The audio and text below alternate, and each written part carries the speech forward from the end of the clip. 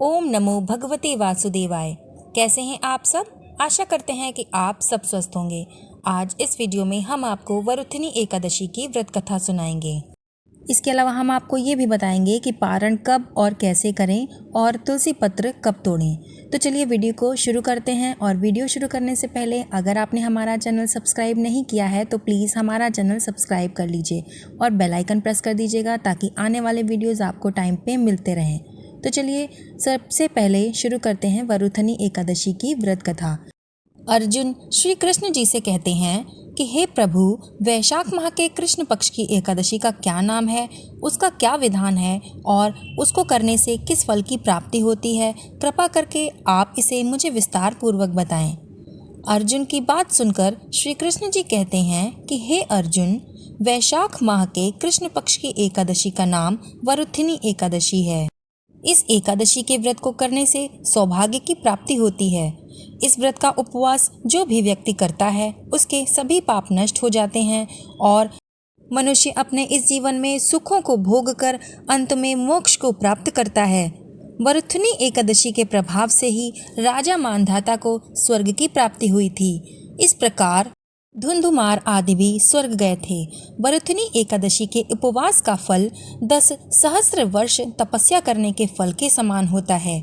कुरुक्षेत्र में सूर्य ग्रहण के समय जो फल एक बार स्वर्ण दान करने से प्राप्त होता है, वही फल वरुथिनी एकादशी का उपवास करने से प्राप्त होता है। इस व्रत के करने से प्राणी इहलोक और परलोक दोनों में सुख प्राप्त करते हैं और अंत में स्वर्ग के भागी बनते हैं। हे राजन, इस एकादशी का उपवास करने से मनुष्य को इहलोक में सुख और परलोक में मुक्ति की प्राप्ति होती है। शास्त्रों में कहा गया है कि घोड़े के दान से हाथी का दान श्रेष्ठ है, हाथी के दान से भूमि का दान श्रेष्ठ है, इसमें तिलों का दान श्रेष्ठ है, तिल के दान से श्रेष्ठ है स्वर्ण का दान तथा स्वर्ण के दान से श्रेष्ठ है अन्नदान। संसार में अन्नदान से श्रेष्ठ कोई भी दान नहीं है। अन्नदान से पितृ देवता, मनुष्य आदि सभी तृप्त हो जाते हैं। शास्त्रों में कन्यादान को अन्नदान के समान माना गया है। वरुथिनी एकादशी के व्रत से अन्नदान तथा कन्यादान दोनों श्रेष्ठ दानों का फल मिलता है।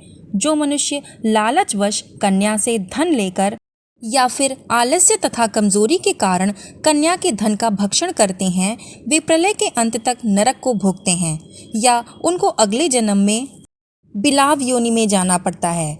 जो प्राणी प्रेम से तथा यज्ञ सहित कन्यादान करते हैं, उनके पुण्य को चित्रगुप्त भी लिखने में असमर्थ हो जाते हैं।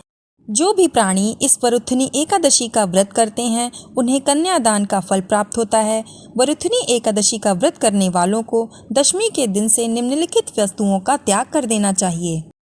ये वस्तुएं इस प्रकार हैं: कांसे के बर्तन में भोजन करना, मांस, मदिरा, मसूर की दाल, चना, कोंदो, शाक, मधु या शहद, दूसरों का अन्न 2 बार भोजन करना।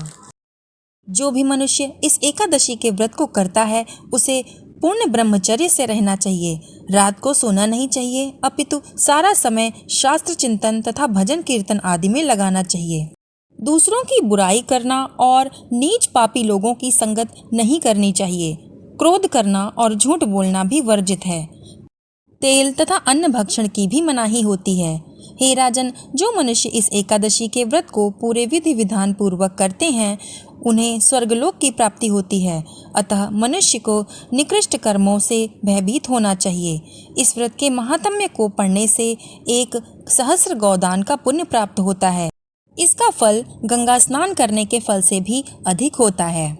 जो मनुष्य पूरे ब्रह्मचर्य का पालन करके और संयम के साथ विधि विधान पूर्वक पूरी भक्ति से इस व्रत को रखता है, उसके समस्त पाप नष्ट हो जाते हैं और वो सांसारिक सुखों का भोग करके अंत में स्वर्गलोक को प्राप्त करता है।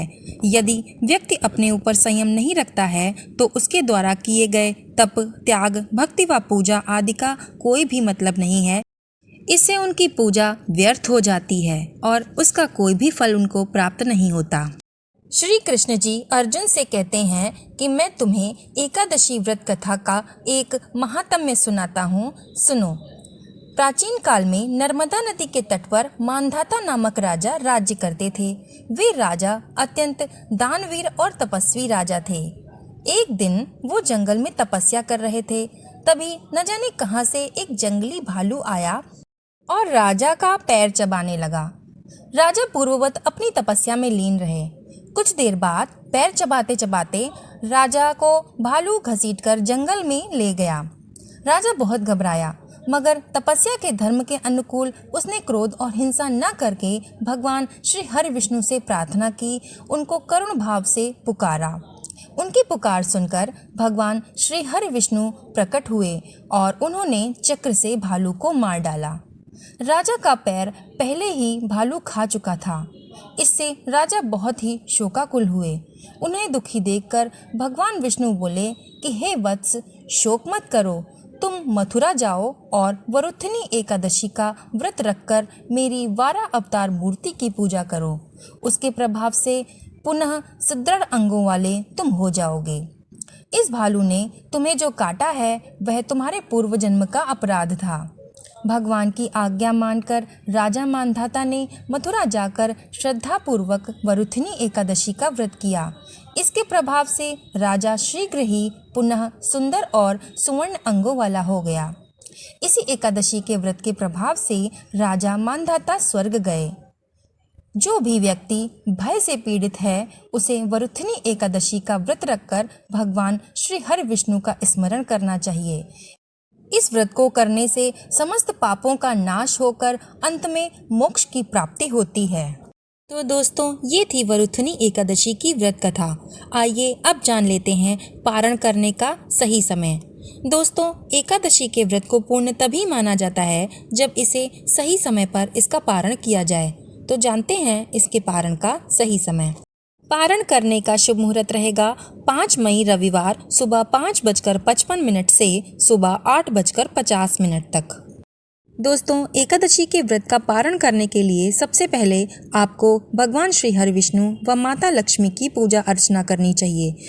इसके बाद शुभ मुहूर्त में कुशा के जल या फिर तुलसी दल से व्रत का पारण करना चाहिए। अगर आपके पास कुशा का जल या फिर तुलसी दल उपलब्ध नहीं है तो आप फल खाकर भी इसका पारण कर सकते हैं। इस बार द्वादशी के दिन रविवार पड़ रहा है और रविवार को तुलसी पत्र नहीं तोड़ा जाता है और एकादशी के दिन भी तुलसी पत्र नहीं तोड़ा जाता है। तो आप दशमी के दिन तुलसी पत्र को तोड़कर रख सकते हैं। एक बार तोड़ा गया तुलसी का पत्र आप 7 दिनों तक इस्तेमाल कर सकते हैं। लेकिन एकादशी के दिन या फिर रविवार के दिन तुलसी पत्र को नहीं तोड़ना चाहिए। दोस्तों, अगर आप एकादशी के व्रत की विधि जानना चाहते हैं तो हमारे चैनल पर आप विजिट कर सकते हैं। वहां पर आपको एकादशी के व्रत की पूरी जानकारी विधि सहित मिल जाएगी।